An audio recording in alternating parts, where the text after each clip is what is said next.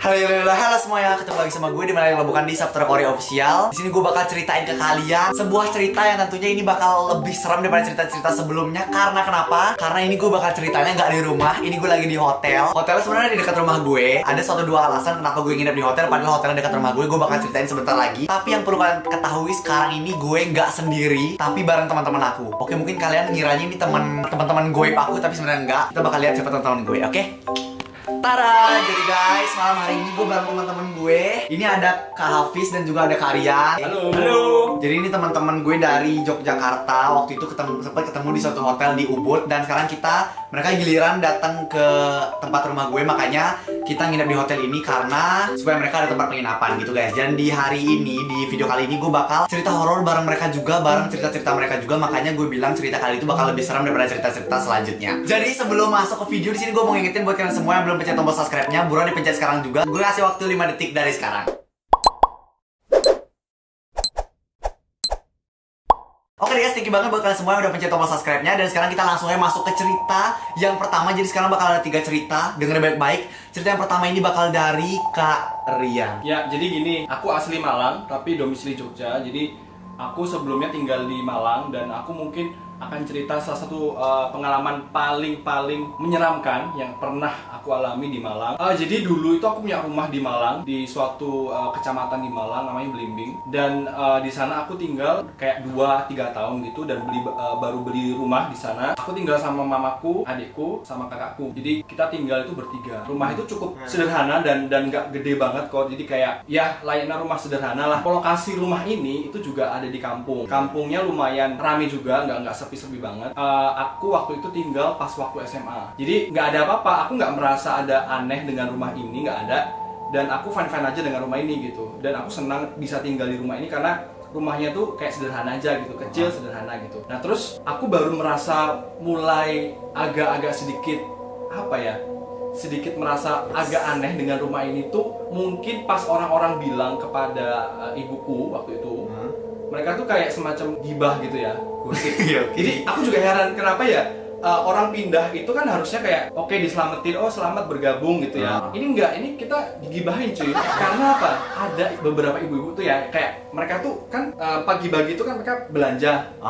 Kayak bahasa Jawanya tuh kalau di tempatku tuh melinjo, belanja di ibu-ibu melinjo gitu ya, sayur. Nah itu tuh kayak mereka tuh ngomongin ke ibuku yang juga belanja juga pada saat itu. Gini bilang, Bu, ibu nggak merasa ada aneh ya di rumah itu gitu. Ibu kan udah beberapa bulan di sini gitu. Nah tipikal keluargaku itu kan keluarga yang sangat yang nggak terlalu peduli gitu ya dengan hal-hal mistis, hal-hal seperti itu gitu kan. Ya udah, ibuku jawab nggak ada tuh gitu. Terus beberapa hari selanjutnya ditanyain lagi dengan ibu yang beda ya. Itu ibu yang satunya lagi si A, kemudian hari berikutnya si B nanya lagi. Dia make sure bahwa kamu nggak apa-apa. Nah, waktu itu kita juga yang dulunya nggak ada masalah kan. Jadi kita kayak merasa ada apa ya gitu kan. Sebenarnya apa yang mereka ingin tahu gitu. Kok tumben nanya-nanya kayak gitu kan. Nah setelah itu baru kita sadar bahwa beberapa bulan setelah itu, mungkin 5 bulan setelah itu, yang sebenarnya itu udah terjadi pada hari pertama, yang kita nggak mau itu menyadari gitu. Kayak sebenarnya itu udah terjadi di awal kita pindah. Jadi awalnya itu kayak gini, aku tidur sendiri di kamar. Terus kayak ya teman-teman pasti pernah ya merasakan kayak tindian gitu kan, atau sleep paralysis kan kalau bahasa ini ilmiahnya gitu. Well, aku percaya bahwa itu mungkin hal ilmiah gitu. Cuman waktu itu aku juga mengalami hal-hal mistis, kayak misalnya gini, ketika aku tindian atau sleep paralysis itu aku juga melihat sosok gitu. Jadi aku tuh berurutan tindian tiap minggu beberapa kali, dan dengan sosok yang sama, yaitu genderuwo besar. Dia itu berada di atas lemari, gede banget itu genderuwo. Ya udah, aku yang dan keluarga aku nggak percaya kan. Ya udah kita ini aja, biasa aja. Nah waktu itu ibu-ibu tuh terus kayak mereka tuh sangat penasaran. Bahkan ibu-ibu tuh ada yang bilang ini, kok bisa ya kalian tuh bisa selama ini tinggal gitu loh, padahal keluarga lain tuh kayak cuman beberapa bulan terus mereka pindah. Jadi udah ada yang pernah tinggal di sana. Yes, exactly. Dan itu mereka kayak, sorry ya, mungkin ya kayak gini, ibaratnya rumah itu dijual itu dengan harga murah. Yang paling kan itu nggak tahu sih ini benar apa enggak ya. Aku benar-benar nggak mau mempercayai ini. Cuman kayak beberapa orang bilang bahwa rumah ini setiap ada orang yang menempati rumah ini itu ada beberapa anggota keluarga yang meninggal. Jadi ya udah gitu, maksudnya kayak well setiap orang pasti akan meninggal, takdir kan ya. Nah terus ya udah kita gali tuh kenapa, ada apa di balik rumah ini gitu kan. Terus ada beberapa orang yang bilang cerita ke kita bahwa sejarahnya adalah dulu itu rumah ini itu ditempati seorang laki-laki Parubaya dan dia tuh pernah meninggal di situ bunuh diri. Kita nggak dikasih tahu sama yang penjual sebelumnya, kan penjual sebelumnya juga nggak bilang apa-apa, jadi kayak mungkin dia juga nggak ngerti kan. Pokoknya intinya pernah ada kejadian bahwa rumahku yang aku tempati dulu itu ada yang meninggal bunuh diri di situ. Aku nggak tahu sih sosok yang aku lihat itu apakah benar-benar hantu, jin atau apa. Tapi yang jelas tuh benar-benar aku merasakan bahwa ada hawa negatif gitu yang ada di situ. Dan beberapa kali ini kayak di kamar mandi itu ya mungkin ini ada beberapa hal. Cuman kayak di kamar mandi itu aku sering menemukan bercak darah gitu. Tapi itu sering banget terjadi. Dan kayak hal-hal yang kotor gitu loh, yang kayak sering banget keluar cacing gitu. Yang paling mencengangkan tuh ternyata ada yang pernah bunuh diri di sana, dan emang itu terjadi. Aku benar-benar merasakan gitu, kayak aku sering banget tindihan di situ. Tuh, jadi itu cerita jadi Kak Aryan itu pas ngomongin bunuh diri serem banget sih anjir. Makanya pelajarannya buat kalian, kalau dikasih harga murah sama teman, benda apapun itu ditelusuri dulu. Kan ada arwahnya tuh ya. Sekarang lanjut cerita yang kedua, itu dari Kak Hafiz. Kak Hafiz ceritain. Jadi aku sebenarnya punya cerita tuh banyak ya, tapi aku juga ada yang mirip kayak punyanya Kak Rian ceritanya. Kayak yang di rumah dulu, aku juga pernah sih kayak di rumah jadi rumah joglo, tapi itu rumahnya udah ratusan tahun gitu. Jadi aku nempatin tuh dari aku mulai. Ini rumah joglo Jogja ya? Kayak Jogja, Jogja gitu ya? Gitu, tapi udah tua gitu. Aku nempatin dari mulai aku SD sampai aku SMK.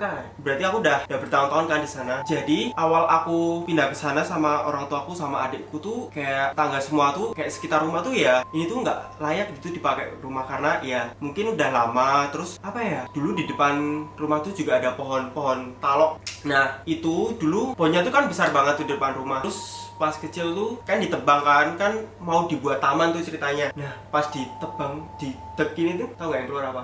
Darah.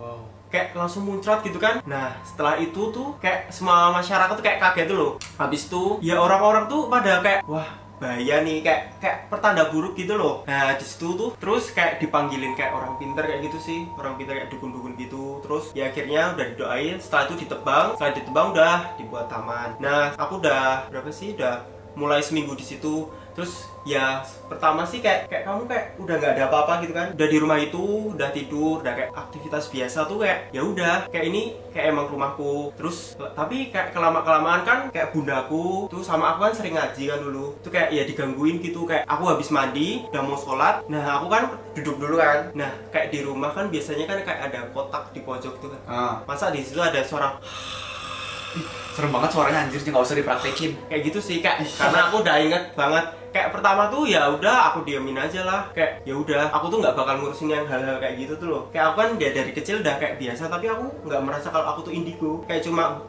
peka aja kan sama hal-hal kayak gitu. Setelah itu lama-lama kok diganggu ya. Terus aku manggil adikku namanya Ica. Terus udah kan itu aku padahal masih SD ya. Setelah itu aku manggil, kamu denger nggak? Pertama dia kayak nggak denger gitu. Habis itu coba didengerin lagi. Kayak hah? Opo itu Mas? Opo kui Mas tuh maksudnya tuh apa itu kan bahasa Jawa kan? Ya udah dengerin aja. Lama-lama tuh aku sama adikku tuh doa pakai Al-Fatihah, ayat kursi, kayak malah tambah besar. Paham nggak sih?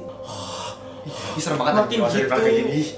Kok serem banget sih suaranya. Terus. Nah, habis itu bundaku kan itu kan lagi di luar kan, baru beli apa tuh nggak tahu. Udah kan aku sama adikku kan itu suara makin keras. Ya aku kayak doa kok nggak mempan. Aku larilah sama adikku mau sampai keluar rumah kan. Nah bundaku baru datang, assalamualaikum gitu kan. Ya kalian tuh kenapa kok mukanya pada ketakutan gitu kan? Kayak bundaku cuma kalian tuh kenapa? Habis itu bundaku tak tarik, ini loh bun, tak tarik toh sampai ke kamar. Itu padahal kamarku kan, sampai kamar terus hilang bunyinya. Pertama hilang. Terus bundaku kayak apa toh nggak ada apa-apa. Habis itu kayak tau kan kalau anak kecil cerita sama ke orang tuanya mesti kan orang tua kayak pikiranmu aja kali, cuma ya kan orang tua kadang nggak percaya kan sama apa yang dikatain sama anaknya. Udah tuh tak suruh di situ 5 detikan lah gitu. Aku tapi di situ sama adikku juga. Habis itu bundaku kayak cuma diem aja, cuma nggak ada apa-apa. Terus dengerin tak gitu, suaranya itu ada terusan gitu lagi kan. Terus ada bau kayak kebakaran gitu sih. Oh iya kayak bau benda kebakar gitu ya. Terus kayak bundaku tuh suara apaan gitu kan, tapi cuma diem. Terus bundaku kayaknya paham sih. Terus dia doa doa sambil meluk aku sama adikku. Jadi aku di sini, adikku di sini. Pelukan. Semakin aku doa bertiga tuh sama bundaku sama adikku tuh, suaranya tuh makin keras. Habis itu udah kan kayak ini tuh kayak aku tuh langsung meluk bundaku kayak gini. Adikku pun ya tak tarik tuh loh biar makin dikit soalnya. Iya, dia kan di sini. Iya. Pojokannya tuh di sana. Oh gitu, Iya. suaranya tuh di sana gitu. Iya. Oh, berarti dia lebih dekat sama adiknya. Jadi aku sama gini adikku, kayaknya bundaku tuh ngeliatin tuh loh. Sambil gitu. doa. Akhirnya aku sama adikku sama bundaku udah doa sampai lama. Akhirnya tuh suaranya tuh tetap nggak hilang dan akhirnya kita keluar rumah. Pindah rumah. Enggak. Ke rumah Simbah. Karena rumah Simbah itu cuma beda RT doang. Oh gitu ya. Setelah itu kan bapak udah pulang. Nah terus ngecek kok rumah kok kosong. Tapi nggak cuma ditutup doang tapi nggak dikunci itu loh. Karena di situ kan warga ya banyak. Jadi kayak kemalingan tuh kayak jarang tuh loh. Kayak nggak pernah sih di kampung gue. Itu terus udah kan masih ada kejadian lain sih sebenarnya. Kayak aku tuh ada dua loh. Kayak aku di kamar tiba-tiba ada yang keluar dari kamarku terus mukul adekku di depan orang tuaku, dipukul sampai adekku tuh kesakitan. Terus orang tuaku kayak marah-marah tuh. Habis itu orang yang kayak aku itu kayak yang kamu cerita tuh yang Iya, di iya. story time sebelumnya. Kalian tau gak sih yang story time pertama yang kayak temen gue ngeliat gue di tenda, itu kalian bisa nonton cerita pertama gue sih di sini. Cerita itu sama kayak itu. Nah itu mukul adekku kan, terus dia keluar rumah. Terus Mas Hafiz tuh kenapa ya? Adekku kan sambil kayak berambangi tuh kayak matanya merah tuh. Berkaca-kaca gitu ya. Kaca-kaca. Habis itu kayak adekku tuh kayak kan aku nggak pernah kan mukul adekku, kayak kaget lah orang tuaku juga. Terus udah kan, terus kan aku dengar kayak keributan apa kayak lo kok di depan kok ada kayak gitu. Terus aku buka kamar kayak semua keluargaku, ayah, bundaku, adik-adikku tuh pak cuma diem aja ngeliatin aku. Terus adikku yang paling kecil tuh nangis karena lihat aku kok keluar dari kamar padahal aku keluar rumah. Nah kejadian kayak gini tuh udah berkali-kali sih, udah kayak 7 apa 8 kali. Oke, tapi ini habis sungguhan kan? Bener lah. Nah kejadian lain tuh kayak aku tuh sering tindian, tapi bedanya aku tindian seminggu tuh kayak bisa 2 hari sekali. Bayangin aku sehari tuh pernah tindian 7 kali. Kalau tindianku sih nggak biasa sih. Nah bedanya tindianku tuh aku tuh bisa ngelihat tapi nggak bisa ngomong, badanku nggak bisa gerak. Jadi aku bisanya gini, tidur gini Sama dong berarti juga. gini Kebanyakan kayak gitu. gini, dan itu aku tuh mesti lihat apa yang bikin aku tindian. Kayak misalnya yaitu genderuwo, poci, yang paling sering sih. Jadi ada cewek. Terus ini apa? No, Hafiz. Ih, jangan deh. Jangan gitulah. Karena aku nggak indigo, kenapa tak? Ih, jangan muka aja kayak begitu. Apaan sih? Kamu. Jadi aku kan itu cerita sama temanku yang indigo. Jadi kayak dia tuh indigo tapi kayak bisa lihat gitu loh apa yang kayak yang kejadian sama kamu misalnya. Kan ngeri lah ya. Dia bisa lihat gitu. Terus dia tuh kayak ngomong, "Hafiz, kamu itu kayak dari rumahmu atau dari sekolah tuh kayak nyukain kamu, tapi itu udah." Jadi di sekolah tuh ada. Di sekolah tuh ada penunggu terus nyukain aku. Terus kayak di rumah juga cewek, tapi ceweknya tuh katanya tuh kayak cewek tapi kulit semua tuh loh. Aduh, jangan disebutkan. Kulit cewek semua. Keriput tapi Oh. kayak nenek-nenek gitu kan. Nenek Tapi tapi cuma kulit. kulit sama tulang terus cewek tapi. Terus gimana? Nah, Lipat kulitnya. dia tuh kalau aku tidur dia tuh suka meluk aku. Nah, pas aku tindian itu, aku sering lihat dia. Padahal aku nggak pernah cerita sama temanku yang indigo ini. Kayak aku cuma cerita aku indigo. Aku cuma cerita kalau aku tindian. Nah, aku tuh merasa kalau dia tuh meluk aku dan dia tuh kayak meluknya tuh gini kayak porno banget nih. Kayak dia tuh kayak gitu, paham gak sih? Oke, kalian bayangkan sendiri lah kayak begitulah. Tapi aku sadar, kayak aku tuh mau ngelawan, kayak aku tuh oh tindian lagi. Cuma gitu. Refleksku tuh cuma oh tindian lagi, kayak tak tunggu kayak gini sambil aku lawan gitu kan. Lama-lama juga ngeri lah ya, udah kan. Akhirnya udahlah kayak aku tuh gara-gara nggak pernah tindian lagi karena cewek itu, karena aku terus pindah rumah. Nah sekarang rumahnya udah dirubuhin karena ya pemerintah datang lah. Kan rumahnya juga udah tua, udah ratusan tahun kan. Kayak tetangga tuh kayak hebat banget, kayak aku tinggal di situ lama. Wow, ini ceritanya serem banget sih Andrit. Sebetulnya banyak sih ceritanya. Oke, itu jadi cerita mereka berdua. Sekarang lanjut cerita aku yang terakhir. Tunggu sebentar, sebelum lanjut ke cerita selanjutnya, di sini gue mau ceritain tentang skincare rutin gue. Dimana skincare rutin yang gue lakukan ini berhasil membuat kulit gue, utamanya kulit wajah, yang awalnya tuh rusak dan breakout parah, dan sekarang bisa lebih baik dan lebih mendingan lagi. Nah, kalian penasaran gak sih sama skincare rutin yang gue pakai ini? Oke deh guys, supaya kalian gak penasaran lagi, gue bakal kasih tahu skincare rutin gue. Ini dia.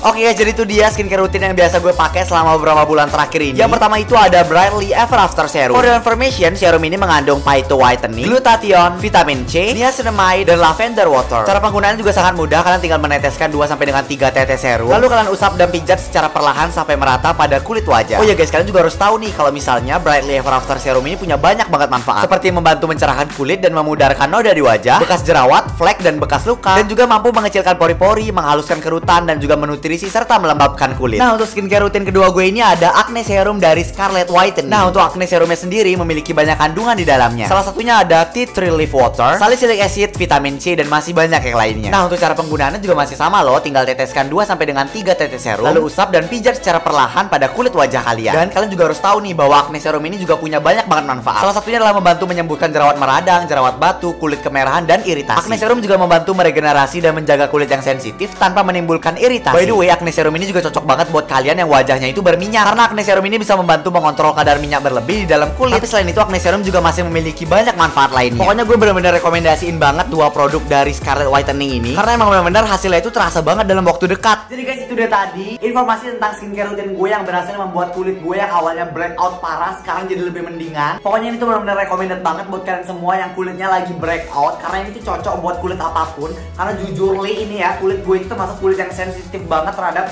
skincare baru gitu, tapi pas pertama kali pakai ini langsung auto cocok. Jadi buat kalian semua nggak ada alasan buat nggak mau coba Scarlet Whitening Face Care ini, karena ini tuh bener-bener bagus banget dan pastinya cocok di kulit kalian. Dan kalau misalnya kalian mau order langsung Scarlet Whitening ini, kalian bisa langsung order lewat Instagram official mereka, yaitu yang ini. Nanti gue juga bakal taruh link Instagram mereka di description box di bawah, jadi kalian tinggal pencet aja deh. Oke guys, itu dari gue tentang sharing skincare rutin gue pada video kali ini. Yuk kita lanjut ke cerita selanjutnya yuk. Itu sebenarnya nggak seserem mereka berdua, ini cerita yang di sekolah, lebih ke gimana ya, lebih ke upacara agama gitu. Jadi kan dulu waktu di sekolah SMP aku tuh ada kayak perkemahan gitu. Nah, di perkemahan itu setiap ngadain perkemahan kita wajib sembahyang dulu supaya nggak ada yang ganggu. Terus habis itu kita sembahyang ke pura di belakang sekolah SMP aku. Terus habis itu pas kita sembahyang itu kita disuruh kusyuk diam aja. Sembahyangnya nggak akan berhenti sampai ada kode dari sana. Gurunya cuma bilang dari sana gitu aja. Terus habis itu kita nggak ngerti kode dari siapa kan, kita terus saya sembahyang. Terus tiba-tiba ada benda gitu jatuh kayak tempat tirta, tau kan nggak sih tirta? Tirta tuh kayak air cipratin ke orang Hindu waktu sembahyang. Nah, tuh tempat tirta itu jatuh, kan langsung guru aku langsung bangun. Kita langsung disuruh buka mata. Di situ baru kita langsung selesai sembahyang. Tapi nunggu si bendanya ini jatuh tuh lama banget. Padahal gini, ini kan meja. Bendanya tuh diam di tengah-tengah mejanya tuh. Jadi kalau misalnya jatuh udah nggak mungkin banget jatuh. Walaupun ada angin, udah mungkin dia jauh banget, kayak baru jatuh ke bawah gitu. Kalau emang dia di pinggir meja, kemungkinan kan jatuh. Tapi dia di tengah-tengah mejanya diam, dan itu nggak mungkin banget jatuh. Terus tuh kata gurunya, itu namanya kode dari alam lain gitu loh. Jadi kayak, oh spiritual, iya spiritual gitu. Jadi kayak doa kita tuh udah direstui dan kita udah boleh melanjutkan ke prosesi yang selanjutnya kayak gitu. Itu kejadian yang benar-benar di depan mata terjadi dan kita dengar sendiri suaranya. Terus habis itu selain itu ada juga satu cerita waktu kegiatan OSIS di sekolah, ada kegiatan bulan bahasa namanya. Biasanya bulan bahasa itu kan selalu dirayain kalau di sekolah. Nah, pas itu kita tuh lagi kayak ada jeda gitu. Jadi sebelum mulai lomba yang kedua, dari lomba pertama ke lomba kedua tuh ada jeda. Nah, jeda itu istirahat. Pas istirahat tuh OSIS angkatan aku, karena waktu itu kan aku yang menjabat jadi OSIS. Terus habis itu OSIS angkatan aku tuh ngebunyiin lagu-lagu, kayak ngedengerin lagu-lagu, karena di sekolah tuh kan ada toa. Habis itu dibunyiin lagu-lagu gitu. Terus habis itu pas lagunya udah berhenti, udah stop, tiba-tiba ada suara cewek nyanyi di mic sekolah, tapi mic-nya benar-benar nggak ada yang megang. Di sana ada anak OSIS di dekat mic-nya tuh, tapi mereka nggak nyanyi, mereka diam main HP. Terus tiba-tiba suara kedengeran di toa, satu sekolah denger suaranya itu. Dan aku pas waktu masih di kelas, dan toanya itu ada di depan kelas aku langsung lari kan ke depan nyari. Tak kira itu OSISnya bercanda, anggota aku bercanda, udah aku mau marahin kan. Baru bisa ternyata enggak, mic-nya tetap diam tapi suaranya tetap kedengeran. Sampai ada ketua kelas yang datang ke sana, itu suaranya siapa gitu, karena kayak ngeganggu banget suaranya dia tuh nyanyi, tapi antara nyanyi, teriak, sedih, tawa kayak gitu dia. Suara tuh kayak nggak jelas gitu, dan itu suara cewek. Akhirnya kita nggak tahu sampai sekarang itu suara siapa, tapi ada sih konspirasi yang bisa dibilang ya dari alumni yang bilang bahwa emang mic sekolah itu nyimpen suara yang pernah diomongin lewat mic-nya itu dari beberapa tahun lalu. Dan karena sekarang mic itu udah rusak, jadi suara itu kadang dikeluarin gitu. Jadi dalam bentuk yang nggak beraturan, karena suara orang kan banyak banget yang pernah pakai mic-nya itu, terus dikeluarin begitu aja, jadi suaranya kayak aneh gitu. Tapi itu masih belum tahu sih itu pasti beneran kayak gitu atau enggak. Atau emang biar nggak kalian pada nggak? Ya mungkin biar nggak kalian lah. Benar-benar kayak gitu. Kan baik banget ya, kayak cerita horor yang mulai dari sekolah gitu. Iya nggak sih? Kayak misalnya di tempatku juga itu, kalau di sekolahku itu juga sekolah yang benar-benar sekolah lama, sekolah dari zaman Belanda. Itu terasnya aula di SMA aku tuh, SMA 4 Malang, itu nggak bisa diganti, jadi tetap kayu waktu zamanku. Jadi masih tetap kayu dan nggak boleh diganti waktu itu. Iya sih, kayak sekolahku juga kan. Iya kan? Sekolahku juga masuk kisah Tanah Jawa. Kamu tahu nggak sih? Tanah Jawa. Iya, itu terkenal banget. Nah, sekolahku tuh diceritain. Sekolahku tuh SMK Negeri 4. Jadi kalian baca sendiri aja sih. Oke deh guys, jadi itu tadi cerita-cerita dari Kak Rian, Kak Hafiz, dan juga dari gue. Kalau misalnya menurut kalian itu serem banget, kalian bisa langsung komen di bawah. Kira-kira dari ketiga cerita kita itu, cerita yang mana yang paling serem, kalian bisa langsung komen di bawah.